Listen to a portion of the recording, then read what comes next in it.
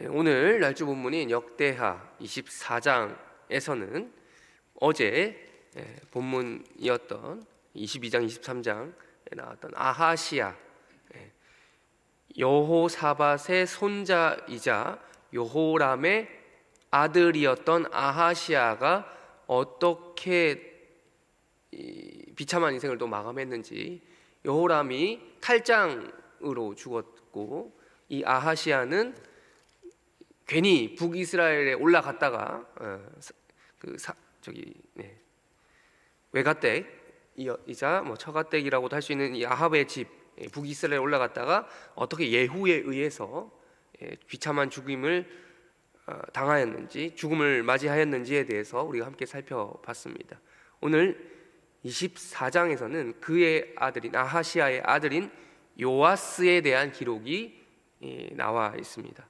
이 요아스가 왕위에 오를 때는 우리가 지금 앞부분 읽지 않았지만 자연스럽게 아버지가 왕이었기 때문에 자기가 왕이 되거나 이런 과정이 있지 않았습니다. 중간에 저희가 어제 살펴보지 않은 23장 말씀을 보면 이 아달랴라고 하는 이 왕비가 권력을 잡는 과정을 확인할 수 있는데, 이 아달랴는 이제 그 아하시아의 어머니죠. 어머니이자 여호람의 아내, 즉 아합 집에서 시집을 온, 북이스라엘에서 남유다로 시집을 온 아합의 딸이었습니다.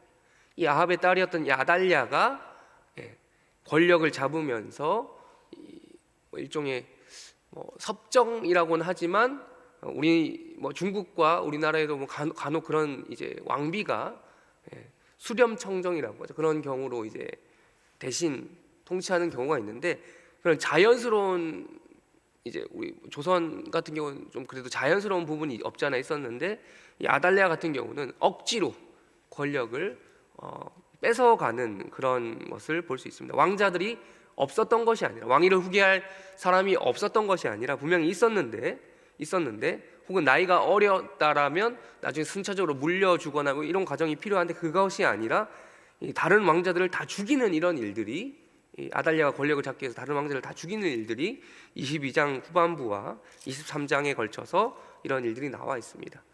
또 그 다음에 좀 이제 아합의 딸이다 보니 아무래도 바알 숭배를 많이 했겠죠. 바알 숭배를 하면서 나라가 완전 황폐해집니다. 그러다가 여호야다라고 하는 제사장이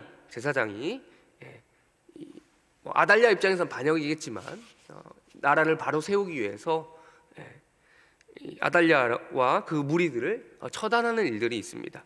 그런 다음에 이 여호야다가 자신이 권력을 바로 하기 위해서 자신이 권력을 잡은 것이 아니라 그나마 한 명 그나마 남아 있었던 요아스라고 하는 어린 왕을 세우게 됩니다.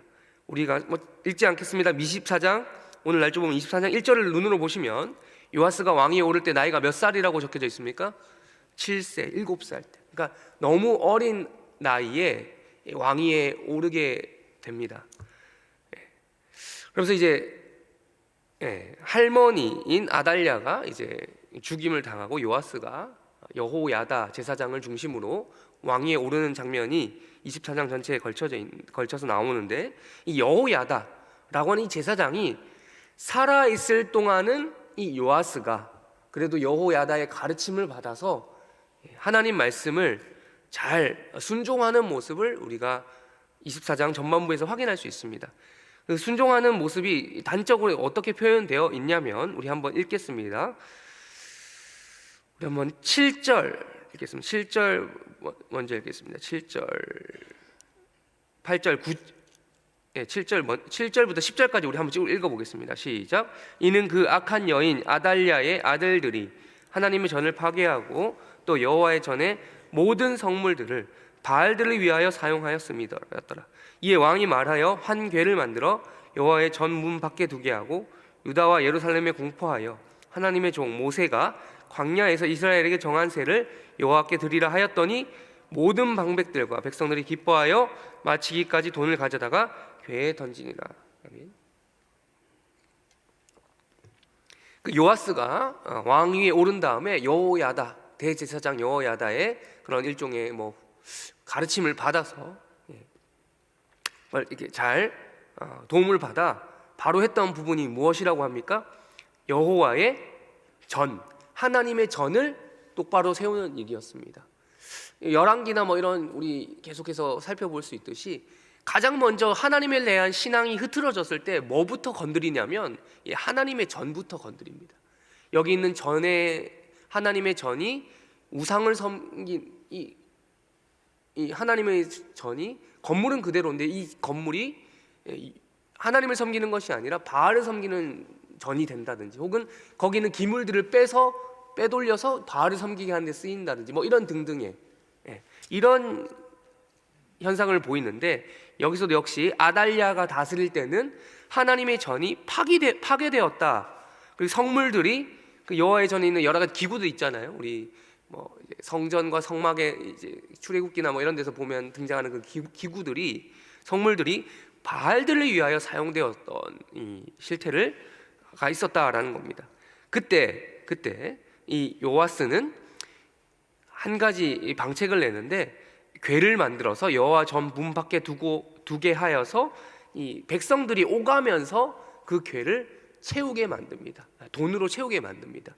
그러면서 그 채워진 돈으로 계속해서 여호와의 전에 기물들을 다시 한번 만들어서 사용하게 하는 이런 일들을 합니다. 이런 선한 정책을 편 것이죠. 그러니까 보면 바알에 쓰여졌던 것을 다시 쓰는 게 아니라, 그걸 다시 쓸 수가 없죠. 이미 더럽혀진 것이라고 판단했기 때문에 다시 쓰는 것이 아니라 백성들에게 다시 한번 이 돈을 거두어서 이런 일들을 하는 것을 볼 수 있습니다. 이런 것으로 보아서 우리는 확인할 수 있는 것이, 이 나라에 돈이 없는 것이 아니구나. 돈이 없는 것이 아니구나. 그러니까 어떤 좀 괴짜 정치인이라고 할 수 있는 분이라고 하기도 좀 그렇지만, 어떤 그 사람이 이런 말을 한 것이 생각이 났습니다. 나라에 돈이 없는 것이 아니라 도둑이 많다, 뭐 이런 말을 어떤 사람이 한 적이 있는데, 나라에 사람들이 돈이 없었던 것이 아니라 이 돈을 다 도둑과 같이 바알에게 쓰고 있었던 것이 문제였던 거예요. 그래서 이 돈을 바알에게 사용하던 헌금을 누구에게로 돌린 것입니까? 다시 한번 바로잡은 거죠. 하나님에게 돌렸다라고 할 수 있는 거예요. 이런 부분을 요아스가 똑바로 잡았습니다. 그러나 여기까지는 너무 잘했는데 우리가 읽은 오늘 본문 열왕기에는 나오지 않는 본문이 바로 있습니다. 그것이 바로 우리가 읽은 17절부터 19절까지 말씀인데, 우리 한번 또 읽겠습니다. 17절에서 19절까지 다 같이 읽겠습니다. 시작. 여호야다가 죽은 후에 유다 방백들이 와서 왕에게 절하매, 왕이 그들의 말을 듣고 하나님 여호와의 전을 버리고 아세라 목상과 우상을 섬겼으므로 그 죄로 말미암아 진노가 유다와 예루살렘에 임하니라. 그러나 여호와께서 그들에게 선지자를 보내사 다시 여호와에게로 돌아오게 하려 하심에 선지자들이 그들에게 경고하였으나 듣지 아니하니라. 아멘. 이 부분이 이 15절부터 쭉 22절까지의 내용이 열왕기에는 기록이 되어 있지 않아요. 간단하게 열왕기에서는 23절 이후에 요아스가 뭐 이런저런 해서 죽었다, 그냥 요아스도 좀 안 좋게 인생을 마감했다 정도가 적혀져 있지, 정확하게 왜 안 좋은 인생을 마감하였는지에 대해서는 기록하지 않고 있는데, 역대기에서는 그것에 대해서 자세히 기록하고 있습니다. 그 이유가 무엇이라고 합니까? 17절, 여호야다가 죽은 다음이 문제였다는 거예요. 항상 말씀을 곁에 두고 훈시를 주던 이 여호야다가 죽어버린 겁니다. 즉 말씀이 이 사람을 떠난 거예요. 이 요아스라고 하는 왕을 떠난 겁니다. 그 후에 유다 방백들이 와서 갑자기 왕에게 이런저런 이야기를 하기 시작합니다. 그런데 그 이런저런 말이 뭐 여기 어떠한 내용인지는 적혀져 있지는 않지만, 결국 이 말들이 우상 숭배로 이끌게 하는 그런 말들이었던 거예요. 그러니까 여기서 볼 수 있는 것이, 참 여기서 또 한 가지 회의가 되는 것이, 민주주의 다수의 의견을 듣는 것이 옳은 것이냐? 계속해서 우리 왕들의 역사를 보면 이 다수의 말이 결코 선한 것은 아니다라는 것을 우리가 확인할 수 있습니다. 그들이 요구하는 것들은 결국 무엇이었냐? 다시 한번 우리를 우상 숭배할 수 있도록 허락해달라라는 식의 내용이었던 거예요. 그러니까 이 말씀이 사라지니 여호야다라고 하는 이 사람이 사라지니 요아스의 이 마음이 어디로 향했다는 겁니까? 대중들의 이 민심에 기울게 되었다라는 거예요. 유다 방백들에게 말을 듣고 18절 그의 조상들의 하나님 여호와의 전을 여호와의 성전을 그렇게까지 다시 보수하고 힘썼는데 그걸 버리고 다시 한번 아세라 목상과 우상을 섬겼다. 도둑질 하던 걸 버렸는데 다시 한번 그 도둑질 하던 습성을 버리지 못하고 또 도둑질 하기 시작했더라 라는 이야기를 하고 있는 것입니다. 그 죄로 말미암아 하나님의 진노가 유다와 예루살렘에게 임했다라고. 그러나 여기서 하나님께서는 다시 한번 이것을 포기하거나 그러지 아니하시고 계속해서 19절 우리가 읽었듯이 하나님께서 선지자들을 계속해서 여호야다 제사장은 죽었지만 계속해서 말씀을 전하는 선지자를 이 백성들, 이 왕에게 보냈던 것을 19절을 통해서 우리가 확인할 수 있습니다. 그러나 경고하였으나 어떠하였다고요? 안타깝지만 듣지 않았다. 20절 우리 한번 한 절 20절, 21절 읽겠습니다. 20절, 21절 시작. 이에 하나님의 영이 제사장 여호야다의 아들 스가랴를 감동시키매 그가 백성 앞에 높이 서서 그들에게 이르되 하나님이 이같이 말씀하시기를 너희가 어찌하여 여호와의 명령을 거역하여 스스로 형통하지 못하게 하였냐 하셨나니 너희가 여호와께서 너희를 버렸으냐 하리라 하나 무리가 함께 꾀하고 왕의 명령을 따라 그를 여호와의 전뜰 안에서 돌로 쳐 죽였더라. 선지자들을 그에서 보내셔서 경고하셨으나 할 때 어떤 선지자까지 보내셨냐면 여호야다의 아들이라고 하는 스가랴라고 하는 사람이 있습니다. 이 스가랴가 여호야다의 아들인데 제사장이 아니라 선지자 역할을 좀 더 감당했던 사람으로 보입니다. 이 스가랴가 이런 얘기를 직접적으로 했지만 듣지 않고 어떻게까지 했다고 합니까? 21절에서 이 사람을 왕의 명령이 무슨 명령이었습니까? 이 선지자를 죽이라. 하나님 말씀을 전하는 자는 결국 죽임을 당하는 이런 비참한 일들이 있었습니다. 그래서 결국 그 이후에 24장 끝까지 쭉 보시면 나오겠지만 요아스는 이런 선지자를 죽인 이 요아스는 또한 자신의 아버지 그리고 할아버지 여호람, 아하시아와 같이 비참한 인생을 다시 한번 맞이하게 됩니다. 반역에 의해서 죽게 됩니다. 우리 또 다른 날조본문 스가랴서 보시겠어요? 스가랴서 7장 8절부터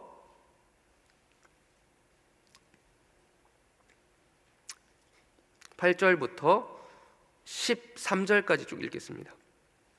스가랴서 7장 8절부터 13절까지 쭉 읽겠습니다. 시작.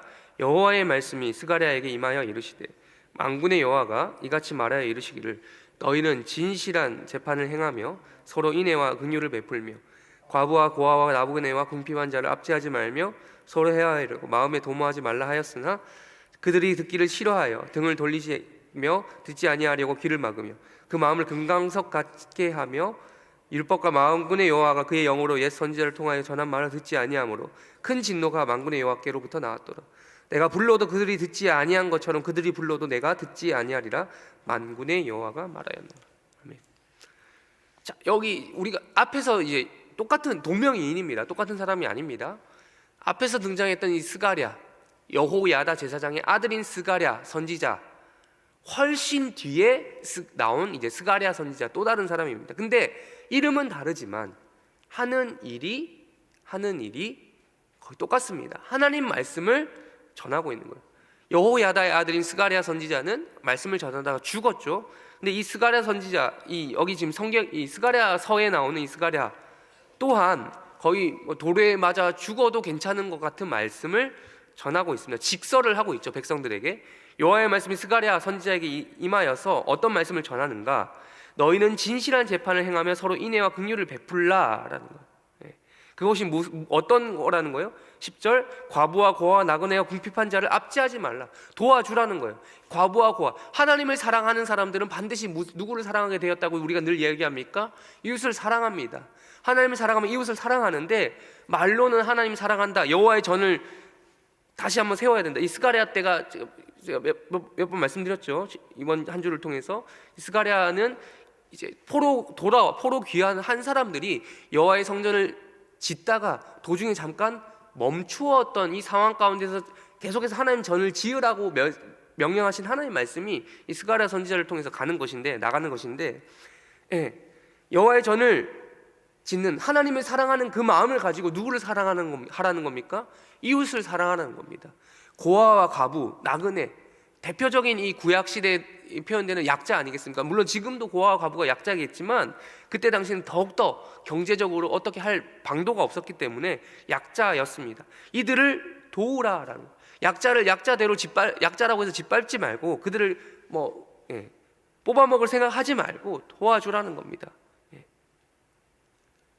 그러니까 하나님을 사랑하는 그 마음을 가지고 이렇게 이웃을 사랑하러 말씀을 전하니 어떤 결과가 나왔습니까? 11절 12절 그들이 어떻게 했다? 이 말씀을 듣기를 싫어했다라는 겁니다. 하나님 말씀을 전하면 싫어하는 거예요. 여호야다가 살아있을 때 여호야다를 싫어하던 유다의 수많은 방백들이 있지 않았습니까? 이 다수결에 결정되는 이 다수결의 폭압 같은 거 있지 않습니까? 과부와 고아와 나그네, 이런 자를 도와주라는 말을 듣기 싫어했다. 등을 돌리며 듣지 아니하고 귀를 막았다. 이런 말씀이 스가랴 시대에만 있었던 것이 아니라 이미 과거 출애굽하던 백성들 가운데도 있었고 계속해서 그 이후의 백성들에게도, 이스라엘 백성들에게서 살펴볼 수 있는 것이고, 이것이 우리 주변에서도 흔히 볼 수 있는 그런 부분 아니겠습니까? 심지어 그 마음을 어떻게까지 했느냐? 12절 그 마음을 뭐같이 했다? 금강석 같게 했다. 금강석이 뭡니까? 다이아몬드예요. 다이아몬드가 가치가 있는 이유가 뭐죠? 금이 가치가 있고 다이아몬드가 가치가 있는 이유가 뭡니까? 성질이 변하지 않는, 다이아몬드는 단단하다는 거예요.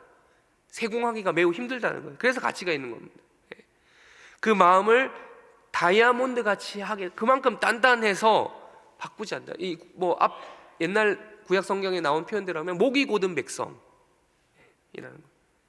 말을 듣지 않는다 라고 스가랴 선지자 때에도 여전히 포로로 갔다 와서 마음이 많이 부드러워졌을 것 같은 백성들에게도 동일한 마음이 있었다는 것을 스가랴 선지자는 전해주고 있습니다. 우리 오늘 또 다른 날주 본문 요한복음, 신약성경 요한복음 10장 읽겠습니다. 요한복음 10장 7절에서 10절까지 말씀 읽겠습니다. 먼저 10장 7절에서 10절.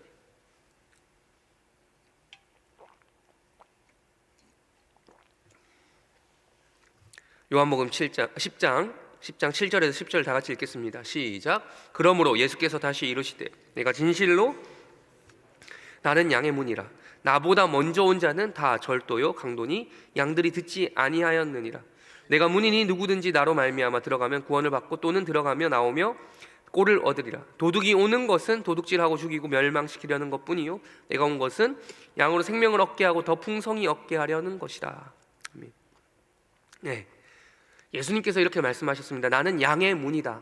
양문, 양문 교회도 있잖아요. 양의 문이라고 해서 양들이 들락날락하는, 밤에는 우리에 들어가서 쉬다가 아침이 되면 문을 열고 나오잖아요. 그 양의 문의 역할을 하는 것이 예수님이 자신이다라고 표현하시는 건데, 예수님보다 먼저 온 자는 다 뭐라고요? 그러니까 예수님보다 먼저 되려는 자, 예수님보다 먼저 목자가 아침에 문을 열어주기 전에 먼저 문을 열려는 자는 다 뭐라고요? 강도, 도둑. 그 양을 어떻게 하려고 한다는 거예요? 훔쳐가려고 하는 자. 절도요, 강도. 그러니까 예수님이 양의 문, 예수님으로만 유일하게 구원을 받을 수 있다라는 얘기를 하시는 건데, 그래서 9절에서 이렇게 얘기하죠. 누구든지 나로 예수로 말미암아 들어가면 구원을 받고 또는 들어가며 나오며 꼴을 얻을. 목자가 아침에 문을 열어주듯이 다시 그리고 저녁에 들어가게 해서 문을 닫듯이 이런 역할을 하는 것은 예수님만 하는 것이다. 구원을 얻을 수 있다라는 이야기를 하시는데, 10절 도둑이 먼저 목자보다 먼저 은근슬쩍 와서 문을 열려고 하는 것은 목적이 뭐라는 거예요? 도둑질하고 죽이고 멸망시키려는 것이다. 근데 그래서 예수님께서 이렇게 얘기하시죠. 내가 온 것은 양으로 생명을 얻게 하고 더 풍성히 얻게 하려는 것이다. 목자는 양의 안위를 생각합니다. 그래서 양을 어떻게 하면 더 잘 키울 것인가를 생각하지, 도둑은 무슨 생각밖에 없겠어요? 이걸 어떻게 하면 팔아 넘길까라는 생각밖에 없다는 거죠. 그리고 결정적으로 목자와 그렇지 않은 자의 차이가 뭡니까? 11절 우리 한번 읽겠습니다. 11절 12절까지 읽겠습니다. 11절 12절 시작. 나는 선한 목자라. 선한 목자는 양들을 위하여 목숨을 버리거니와 삭구는 목자가 아니요 양도 제 양이 아니라. 이리가 오는 것을 보면 양을 버리고 달아나나니 이리가 양을 물어가고 또 해치느니라. 네. 예수님은 선한 목자, 목자와 그렇지 않은 자의 특징이 뭐라고요? 목자는 양을 위해서 뭘 한다고요? 목숨을 버린다. 죽을 수 있다. 그러나 삭구는 뭐라고요? 목자가 아닐 뿐더러 버리고 도망간다라는 거. 목자와 삭군이 하는 일은 비슷해요. 하는 일은 비슷해 보입니다. 똑같이 양을 칩니다. 양을 관리하죠. 그런데 삭군은 말 그대로 돈을 받고 일하는 사람이기 때문에 결정적일 때가 오면 버리고 도망간다는 거예요. 그러나 이 목자는 그렇지 않고 도망가지 않고 오히려 양을 위하여 목숨을 버릴 정도의 그런 마음을 가진 사람입니다. 이 앞에서 계속해서 살펴봤습니다. 요아스, 하나님 말씀이 없을 때 요아스, 있을 때는 여호와의 전을 수리하며 여호와의 하나님을 향한 그 신앙을 백성들을 향해 잘 이렇게 베풀었습니다. 그러나 말씀이 떠나가자 이 사람이 무엇임이 드러났습니까? 목자가 아니라 삭군임을 드러냈던 거예요. 도둑질했던 거예요. 도둑질. 나라에 돈이 없는 것이 아니라 도둑이 많아지는 현상을 우리가 확인했던 것이죠. 마찬가지로 예수님께서 똑같이 이야기하신 겁니다. 삭군은 목자가 아닌데 나는 목자다. 그러니까 삭군을 주의하라. 예수님이 아닌 그 외의 것들을 조심하라라는 거예요. 우리 오늘 날주 본문 찾아보진 않겠습니다만 계시록에서도 보면 이 두 증인이라는 사람들이 나옵니다. 두 증인이 하나님 말씀을 전하다가 신실히 전하다가 죽임을 당하는 일들이 나옵니다. 죽임을 당하는데